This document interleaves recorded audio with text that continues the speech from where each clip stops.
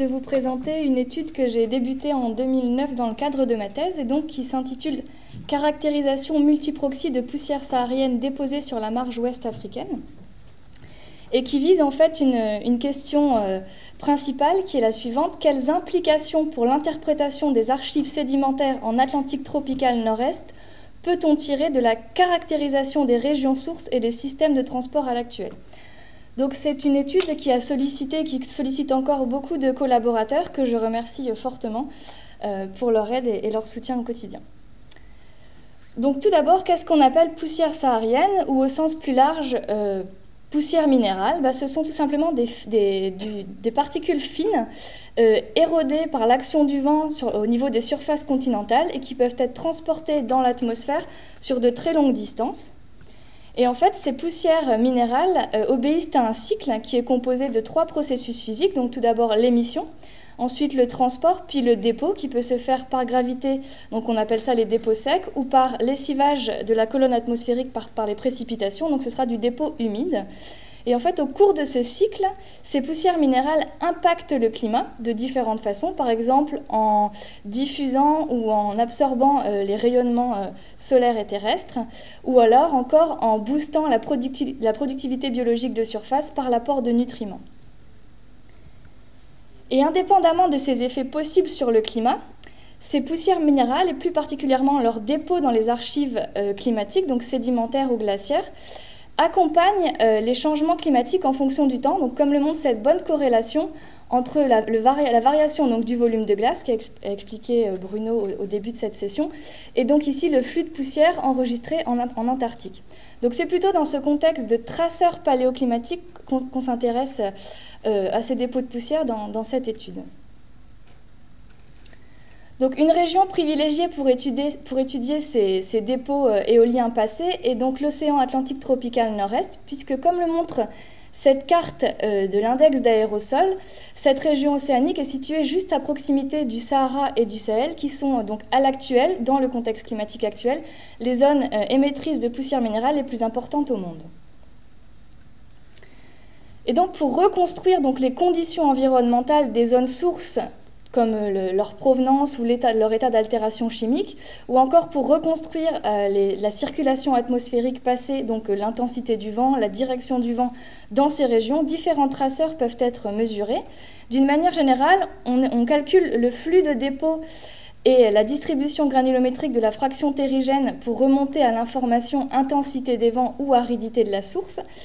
Et des outils comme la minéralogie des argiles, les isotopes radiogéniques du strontium et du néodyme et la composition en éléments majeurs et traces peuvent nous ramener à l'information provenance, source et état d'altération chimique des sols. Toutefois, l'ensemble de ces outils dans cette région ouest africaine pour l'interprétation paléoclimatique est encore relativement limité, et ce, notamment par le fait que la caractérisation des sources est encore très mal contrainte. En effet, jusqu'à présent, pour interpréter en termes de sources les apports éoliens dans les archives marines, vous avez ici un exemple, une carotte sédimentaire, on s'amusait à prendre donc, les signatures terrigènes qu'on mesurait ici, donc minéralogiques, géochimiques, granulométriques, et à les comparer à celles disponibles dans la littérature pour des régions ponctuelles sur la large bande que représentent le Sahara et le Sahel. Toutefois, cette façon de faire a ses limites, puisque, comme on a vu, le cycle des poussières comprend 3 processus, l'émission, le transport et le dépôt, et des fractionnements à la fois granulométriques, minéralogiques et géochimiques s'opèrent pendant ces processus, ce qui fait qu'au final, la signature géochimique, minéralogique et granulométrique qu'on enregistre dans les sédiments marins n'est pas le reflet direct d'une source proprement dit, puisque cette signature à la source a subi des fractionnements. Donc le cœur de mon travail de thèse et donc de cette étude en général était d'essayer de proposer une approche autre et nouvelle, à savoir non plus aller caractériser un maximum de sources sur le continent, mais plutôt poser au niveau ici de la sortie du continent africain un collecteur de dépôts de poussière et de caractériser ces dépôts pour pouvoir se rapprocher au mieux des signatures enregistrées dans les carottes marines.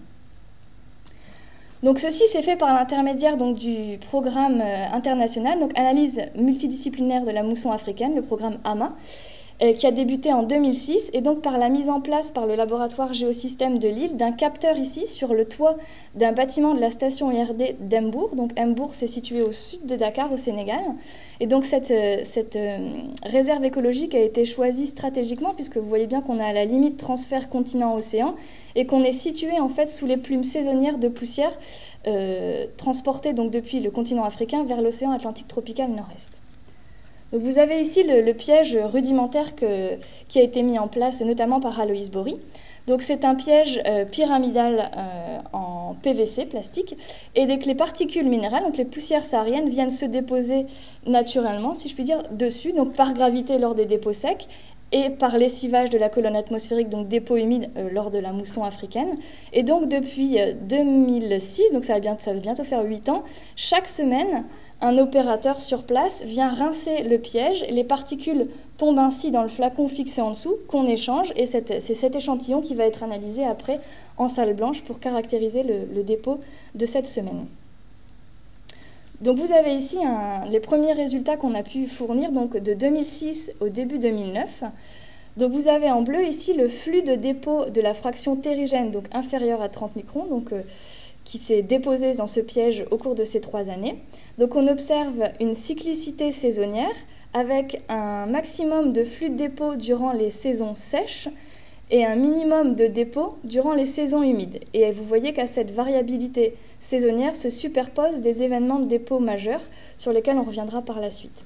Donc cette variabilité saisonnière est à mettre en relation avec les systèmes saisonniers de transport, puisqu'en effet, en hiver boréal, donc la zone de convergence intertropicale au niveau de l'Afrique de l'Ouest est en position plus sud, et les vents dominants sont ce qu'on appelle les alizés au niveau de la zone océanique ou les harmattan sur le continent. Donc c'est un transport qui se fait à basse altitude, depuis le nord-est vers le sud-ouest, alors qu'en été, en lien avec la remontée vers le nord de cette zone de convergence intertropicale, le transport se fait à plus haute altitude, dans ce qu'on appelle la Saharan Air Layer, et les poussières sont maintenant transportées depuis l'est vers l'ouest.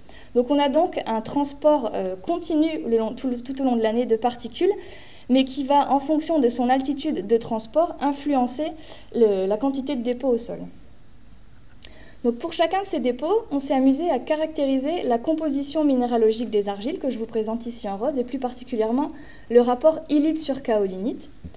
Donc ce rapport a été choisi puisque dans la littérature, il a été montré comme étant un bon indicateur de variation latitudinale et longitudinale des sources, puisque les zones nord-ouest africaines sont plus riches en illite et que les zones sahéliennes sont plus riches en kaolinite. Donc la variation de ce rapport au cours du temps va pouvoir nous donner une indication de variation des sources, donc de la provenance sur la bande saharienne sahélienne.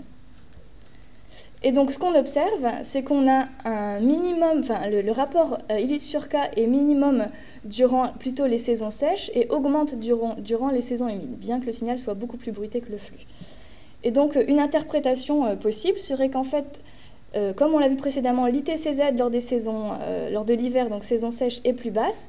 Donc les deux minéraux peuvent être émis et transportés tout au long de cette période sèche, alors qu'en été, en lien avec la remontée de l'ITCZ, on a une bande de précipitation qui se met en place au niveau de la bande sahélienne, donc la végétation se développe, et donc l'émission de ces particules éoliennes est réduite en faveur des particules plus sahariennes riches en illite. Donc en fait, l'augmentation du rapport illite sur kaolinite pourrait traduire une position plus nord de l'ITCZ.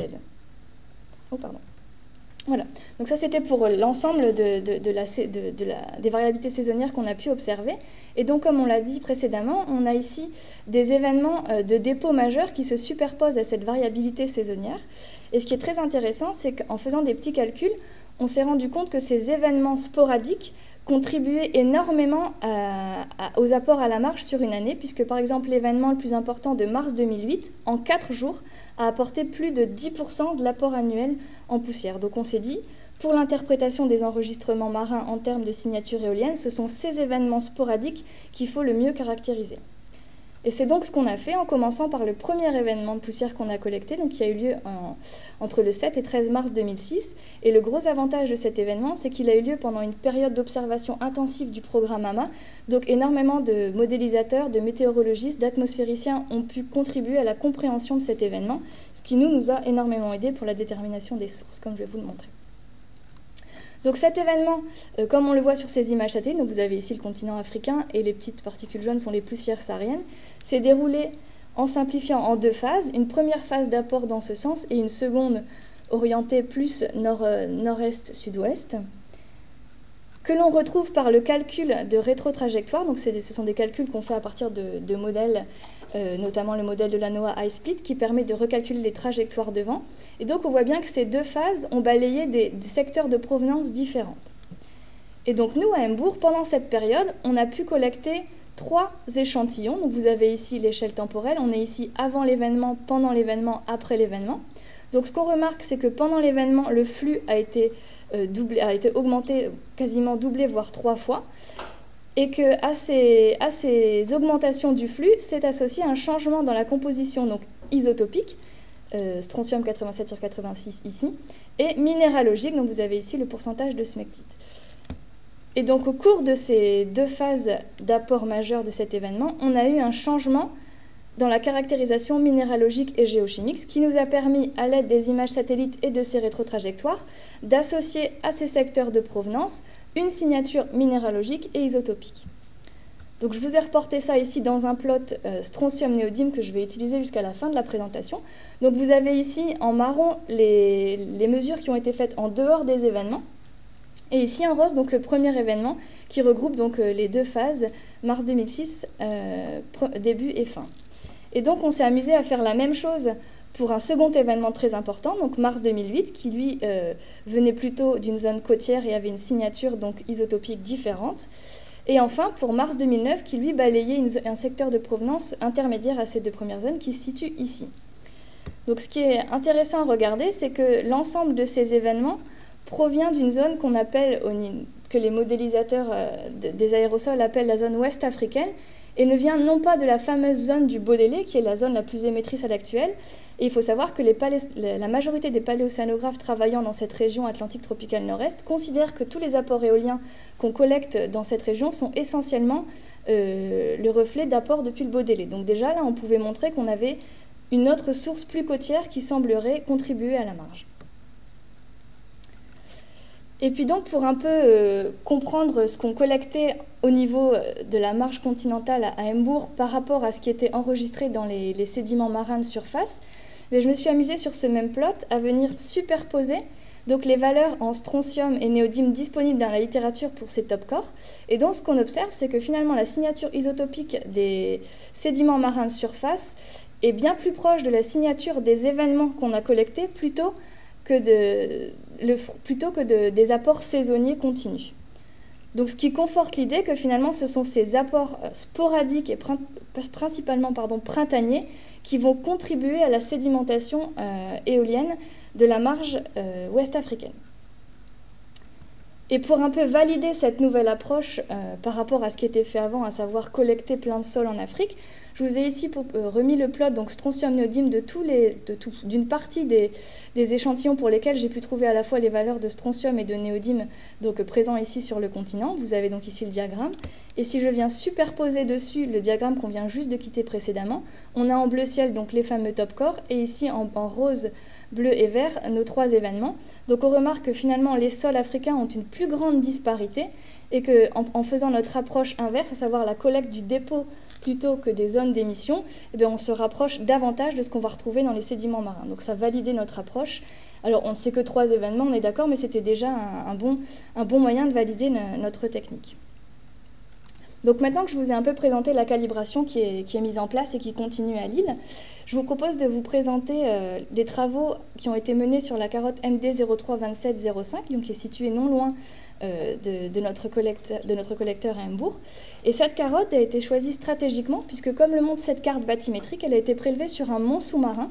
Donc on est ici, la carotte a été prélevée un tout petit peu plus en hauteur que les fonds sous-marins, ce qui fait qu'on a minimisé tout ce qui pouvait être apport contouritique par les masses d'eau profondes.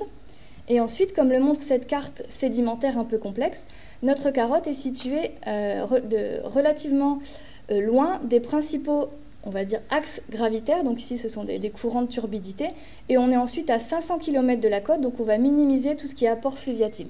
Donc on peut considérer que la fraction terrigène qu'on va enregistrer au niveau de la carotte MD 032705 est majoritairement d'origine éolienne. Donc c'est ce qui nous intéresse dans notre étude. Donc vous avez ici, en âge, donc cette carotte mesure 37 mètres de long et couvre le dernier million d'années, donc 1,1 million d'années.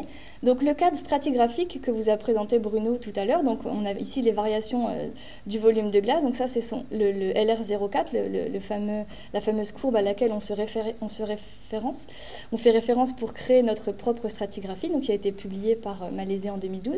Et vous avez ici donc le taux de sédimentation, donc le taux d'accumulation sédimentaire de cette carotte au cours du temps. Et donc, je vous ai replacé ici l'insolation pour avoir un paramètre orbital pour encadrer paléoclimatologiquement tout ça. Donc, ce taux de sédimentation, si on regarde en détail, on a des valeurs au cours du temps globalement comprises entre 2 et 6 cm par 1000 ans, donc c'est assez faible. Et si on compare ça au modèle proposé par les Allemands, donc c'est un modèle d'accumulation éolienne en fonction de la distance à la côte africaine. Donc plus on va s'éloigner de la côte, logiquement, au moins on aura d'apport éolien. Et bien si on se met à 500 km, donc c'est notre distance pour notre carotte, on a un taux de sédimentation d'environ 5 cm par 1000 ans. Donc on est très proche de ce qu'on enregistre nous. Donc ça conforte encore une fois l'idée que la fraction terrigène qu'on va enregistrer dans cette carotte marine sera majoritairement un dépôt éolien. Donc voici ici pour cette carotte, donc les derniers millions d'années, deux premiers traceurs qu'on a pu mesurer. Donc vous avez ici le mode granulométrique en vert et en rose le fameux rapport illite sur kaolinite. Donc on a d'abord fait un check avec une mesure basse résolution, mais c'est quand même 400 échantillons, donc tous les 10 cm, donc ça fait un point tous les 2500 ans environ. Et donc on observe une variabilité assez variée. Et donc, pour un petit peu comprendre ça, on s'est dans un premier temps focalisé sur 3 fenêtres temporelles, à savoir donc notre interglaciaire et le dernier maximum, donc les derniers 25 000 ans. Ensuite, le stade isotopique marin 11, qui est considéré comme un proche analogue orbital de l'actuel, donc qui est intéressant à comparer avec les derniers 25 000 ans. Et puis finalement, le stade isotopique marin 5E, qui lui est considéré comme étant un peu plus chaud que l'actuel, qui est donc intéressant à comprendre, notamment dans le contexte du réchauffement climatique actuel. Donc, je vous propose de vous présenter dans un premier temps les résultats obtenus pour les derniers 25 000 ans et de voir comment la calibration qu'on a établie à l'actuel peut nous permettre de reconstruire ce climat. Donc, vous avez ici pour les derniers 25 000 ans donc, les outils qui ont été présentés précédemment, granulométrie et illite sur kaolinite, plus donc, le flux de poussière donc, mesuré à partir du thorium-230 en excès. Vous avez ici rapport isotopique du strontium et du néodyme, et ici en violet ce qu'on appelle le Chemical Index of Alteration, donc c'est un rapport d'oxyde aluminium, potassium, etc., qui permet en fait de tracer l'altération chimique des sols, et au plus vous aurez un ratio élevé, au plus l'hydrolyse sera importante, on va dire, au niveau du continent africain. Donc ce qu'on remarque sur ces derniers 25 000 ans, c'est qu'on a un événement majeur, qui semble s'opérer donc, il y a environ 12 000 ans. Donc on est à peu près synchrone avec l'événement du Younger-Dryas en Atlantique Nord, donc il y a un événement froid. Et donc ce qu'on remarque, c'est qu'on a une augmentation du flux éolien important. Donc on passe de 1 à 4 en termes de facteurs. On a un mode granulométrique qui atteint 40 microns, et sur les 37 mètres de carotte, on n'a jamais atteint ça. On a un rapport illite sur kaolinite qui semble décroître, donc si on fait l'analogie avec l'actuel ITCZ qui descend. Et on a ici une excursion isotopique, donc des valeurs qu'on n'a pas encore dans notre calibration actuelle, ni dans la littérature. Et donc un index d'altération qui est relativement faible. Donc je vous passe tous les détails, et on peut proposer à partir de l'analyse de chacune de ces courbes en comparant avec la calibration actuelle, une première interprétation qui est la suivante. Donc on aurait ici intensité des vents démontrée donc, par le flux qui augmente et la granulo très accrue, une ITCZ qui descend et une provenance qui change, une hydrolyse très faible. Donc on a une période en Atlantique Nord où on a des conditions particulières, le Younger-Dryas, donc on pourrait imaginer que ces conditions froides auraient poussé les systèmes de vent au niveau de l'Afrique de l'Ouest et donc influencer les conditions à basse latitude. Donc on aurait une influence de l'Atlantique Nord au niveau de notre enregistrement éolien ouest africain à cette période, ce qui contraste fortement avec la période suivante qu'on appelle la période humide africaine, où nos signaux ici notamment en termes de granulométrie sont très fins, on a une très fine granulométrie, c'est quelque chose qui est inférieur à ce qu'on a dans les collecteurs de poussière actuels à Embourg. On a une ITCZ qui remonte vers le nord, donc on remonte la bande de précipitation, donc il se passe quelque chose de très différent à cette période. Et donc ce qu'on a essayé de voir, c'est est-ce que cette transition assez abrupte entre Younger-Dryas et African Humid Period, on les retrouve dans les dernières interglaciaires. Et donc là, pour terminer, je vous présente donc les derniers 25 000 ans, c'est ce que je viens de vous présenter. Donc on a en bleu le niveau marin, enfin en bleu ciel, niveau marin, en bleu marine ici, non pardon, delta O18, c'est ça, niveau marin, delta O18, illite sur kaolinite, granulométrie et insolation. Et je vous présente les résultats préliminaires pour le MIS 5E et le MIS 511. Donc pour le MIS 511, pour l'instant, on est à un échantillon tous les 1 cm, donc une résolution d'1 point tous les 320 ans. Et pour le MIS 5E, c'est en cours. Pour l'instant, on est à un échantillon tous les 3 cm, donc un point tous les 650 ans. Et ce qu'on observe, ce qui est assez intéressant, donc bon, en termes d'insolation, c'est pas vraiment synchrone, mais en tout cas, entre les derniers 25 000 ans et le MIS 511, on a on va dire une tendance des courbes qui se ressemblent avec, dans un premier temps, donc un mode granulométrique qui augmente fortement et un palier juste en suivant. Donc ce serait, ici, on a le fameux Younger-Dryas et la période humide africaine, et on semble retrouver cette transition abrupte, donc au cours du dernier maximum, du MIS 11, pardon, et qui est également visible donc, dans le rapport élite-kaolinite qui augmente, donc baisse-augmentation et baisse-augmentation. En revanche, si on regarde au niveau du MIS 5E, bon, la résolution n'est pas encore maximale, mais on a un pic ici du mode, mais c'est quelque chose de moins marqué, on va dire que cette transition abrupte est moins marquée et semble s'opérer après le maximum d'insolation. Donc ce sont des résultats préliminaires en cours. Et donc je me suis amusée pour ces 3 stades isotopiques à mesurer donc l'epsilon néodyme et le rapport isotopique 87-86 du strontium.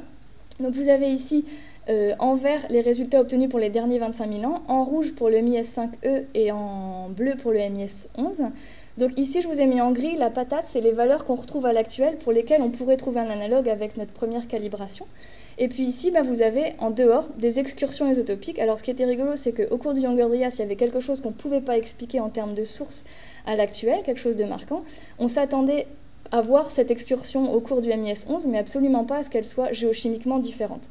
Donc au MIS 5E, on a quelque chose qui tire vers le volcanique, et au MIS 511, quelque chose de moins radiogénique. Donc voilà, donc là, je les ai obtenus cet été, ces résultats, donc c'est préliminaire, mais ça montre qu'il se passe des choses différentes au cours des interglaciaires, mais en même temps qu'on a des ressemblances dans certains traceurs.